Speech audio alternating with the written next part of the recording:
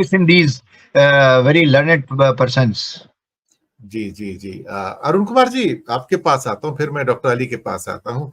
दिल्ली का चुनाव भी आ गया, अब तो कल तो वहां पर प्रचार भी खत्म हो जाएगा 7 सीटों के ऊपर, और ये 7 सीटें बड़ी दिलचस्प हैं देखा जाए तो। यहाँ पर चांदनी चौक से प्रवीण खंडेलवाल के खिलाफ जयप्रकाश अग्रवाल हैं जो मजबूत नजर आ रहे हैं। नॉर्थ ईस्ट में मनोज तिवारी के खिलाफ कन्हैया कंवर काफी मजबूत नजर आ रहे हैं अब इस समय। ईस्ट दिल्ली में हर्ष मल्होत्रा के सामने आपके कुलदीप कुमार, वो भी मजबूत हैं। न्यू दिल्ली में बांसुरी स्वराज के सामने आम आदमी पार्टी के सोमनाथ भारती, मुझे लगता है कि अच्छा मुकाबला होगा।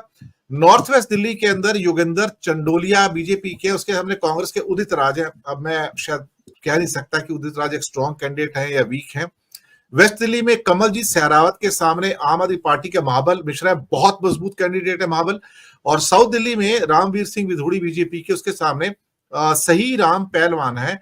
तो ये काफी इसका सुनने में आया कि सही राम पहलवान भी बहुत मजबूत है। सर क्या हाल है दिल्ली के? अब तो 2 दिन में वोटिंग है सर, आप भी जाएंगे? मैंने तो सर डाल दिया मुंबई में, ये मेरा निशान है।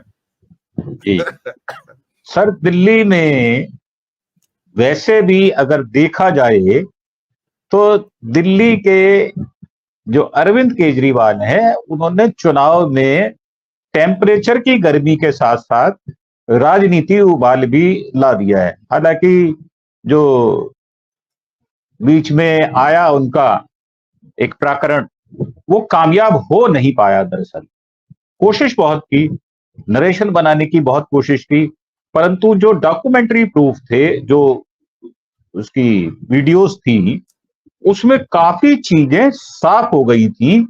और पहले दिन जब वो महिला जो शिकायत करने गई थी, वो बिल्कुल ठीक ठाक चाल से, तो मुझे उस विषय में कुछ ज्यादा बात करने की आवश्यकता है नहीं। वो मैनिपुलेटेड है, ऐसे ही जैसे बंगाल में संदेश खाली का मैनिपुलेटेड था।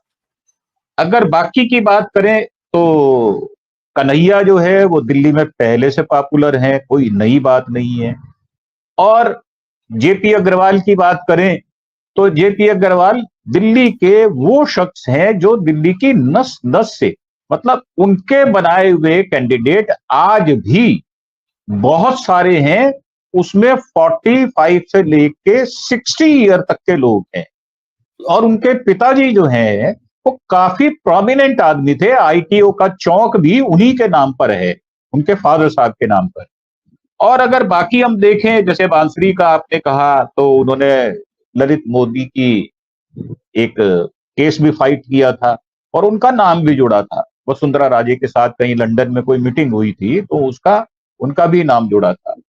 और जो बात कही जा रही है सही राम पहलवान की, वो ऑलरेडी एमएलए हैं, 2 बीजेपी के मेयर भी चुनाव लड़ रहे हैं, जिसमें योगेंद्र चंदेलिया भी हैं।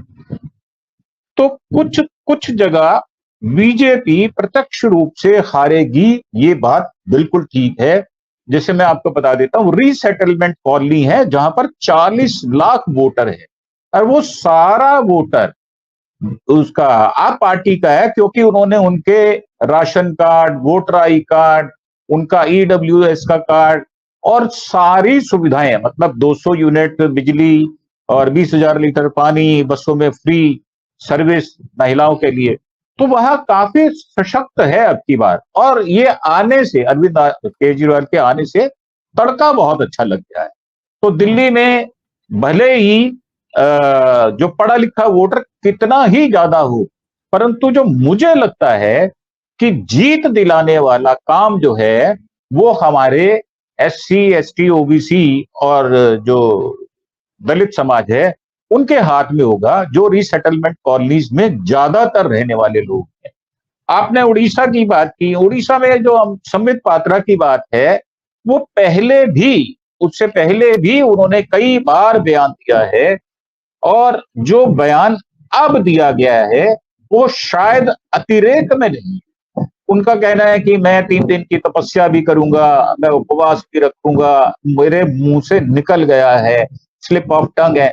ऐसा नहीं है, क्योंकि उससे पहले भी 3-4 समाचार पत्रों के लोगों ने उनका छोटा छोटा इंटरव्यू लिया था, जिसमें उन्होंने आगे बढ़कर बातचीत की। हाँ, ये बात है कि जो पहले वाला पैटर्न था संबित पात्रा का, उस पैटर्न से ये वाला पैटर्न सर्वथा भिन्न है। पहले जो उन्होंने किया था वो काम नहीं कर रहे थे, काफी अच्छी लड़ाई लड़ भी रहे थे, परंतु एकदम से जो सत्ता की ठसक और ठनक होती है, उसने पासा पलट दिया है उड़ीसा में। उड़ीसा में जो बेसिक काम उनका था कांग्रेस का, वो बहुत अच्छा था। अंदर खाते कांग्रेस बहुत मजबूत थी। उसके बाद संगठित रूप से कैसे उन्होंने किया है वो ज्यादा इंफॉर्मेशन मेरे पास नहीं है, परंतु दिसंबर में मैं 5-6 दिन के लिए वहां पर था। और जो आपने फूलपुर की बात कही है, फूलपुर में सर बात यह है कि आज जो नया क्रेज आया, बल्कि आपको उससे पहले एक बात बता देता हूं, मोदी जी की जो अभी 5 फेज के सारे इलेक्शन हुए हैं उसमें सारी डिटेल आई है। कितनी बार कांग्रेस बोला, कितनी बार पाकिस्तान बोला, कितनी बार मुसलमान बोला, वो करीब करीब 50 से ऊपर बार, हर बार उन्होंने हर चुनाव रैली में बोला है, जो कि नरेशन गढ़ने की कोशिश की। अब जो कल इंटरव्यू दिया गया वो भी प्रायोजित था, क्योंकि जिस व्यक्ति को इंटरव्यू दिया है मैं उनको कोई बहुत सीरियस रिपोर्टर मानता नहीं हूं, और वो वही व्यक्ति हैं जिसको विजय वर्गीस ने ये कह के दुत्कार दिया था कि तुम्हारी औकात क्या है, तुम अपनी औकात बताओ, मुझसे प्रश्न पूछो परंतु उससे पहले अपने गिरेबान में झांको। तो मेरा मानना यह है कि ये जो आपने नरेशन रखा है ये बिल्कुल ठीक है, ये भले ही आपने दोबारा ट्वीट किया हो, परंतु ये जो सत्ता का नशा है ये और हुकूमत का नशा और सिर चढ़ कर बोल रहा है, जिसमें मोदी जी अंदर से डरे हुए घबराए हुए हैं, क्योंकि 5वें फेज ने जो धुंधली पिक्चर जो लोग कह रहे थे उसको बिल्कुल साफ कर दिया है। 5वें चरण के बाद अब कोई शक या शुबा नहीं रह गया। मैं आपको याद करा देता हूं, संजय कुमार जो CS-DS के हैं, उन्होंने भी एक चैनल पर माना है कि लड़ाई 272 बचाने की है। 272 बचेंगे नहीं, कितनी सीट कम आएंगे मैं दावे से नहीं कह सकता। तो बाकी जो ये आपने कहा कि पार्लियामेंट का जो आपने कहा है, हाँ एक बात मैं और आपको याद करा देता हूं कि जो हमारी इन्वेस्टिगेशन एजेंसीज हैं जैसे CBI और CID, यहाँ का मुझे अब नहीं पता, परंतु IB में और रॉ के अंदर आज से 40 साल पहले भी कार्बन कागज फट जाया करते थे, क्योंकि मेरी वाइफ की पहली जो नियुक्ति थी वो रॉ में हुई थी। मैंने वो शिफ्ट करवा ली थी 87 में। वहां उसके पीछे भी एक आदमी लगा रहता था जो घर तक आया करता था। तो मेरा मानना ये है ये बहुत पुराना पैटर्न है, ये नया पैटर्न नहीं है। और जो अमेरिका वगैरह कंट्री हैं, ये नई टेक्नोलॉजी के साथ पुरानी टेक्नोलॉजी को अभी तक चला रहे हैं। जैसे कंप्यूटर में लैंग्वेज कितनी ही आ गई हो, परंतु C++ और जावा का जो दबदबा है वो आज भी है, जिसकी आप बात कर रहे थे।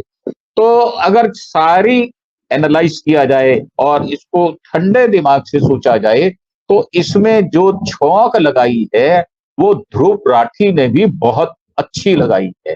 ध्रुव राठी का तोड़ सोचा जा रहा है, उसके विषय में मे भी पॉसिबल कोई केस भी रजिस्टर कर दिया जाए। तो ये बात है कि इस समय बीजेपी RSS तो खैर बाहर हो गई है किसी भी ग्राउंड फील्ड से, मतलब वो अब ग्राउंड पे काम नहीं कर रहे, इसमें कोई दो राय वाली बात नहीं है।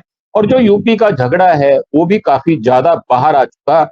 एक अजीत अंजुम ने भी किया था, उनको शायद नाराजगी जाहिर की थी उन्होंने, स्मृति ईरानी ने, तो एक उनका एपिसोड रात को भी आया है जिसमें उन्होंने बताया है कि ये सीट कैसे हार रही है। तो सारी डिटेल है सामने। ये जो ठसक है, ये दौलत का जो नशा है, ये अब की बार टूटने वाला है, कि मोदी जी बार बार दो लड़कों के बारे में बात करते हैं और उनके ट्रैप में फंसकर उनके लेवल प्लेइंग फील्ड जो वो चाहते हैं उस पर खेल रहे हैं। तो छठा और 7वां चरण ये ध्यान रखने वाला होगा, इसमें कोई दो राय नहीं है। और इसमें जो 4 तारीख को रिजल्ट आएंगे वो बीजेपी के लिए नेगेटिव आएंगे, ये बात निश्चित है। जी डॉक्टर अली आपके पास आते हैं, तो हालात तो अब आपके सामने ही हैं, दावे तो बहुत सारे किए जा रहे हैं और दावे करते भी हैं, इसमें कोई बुराई भी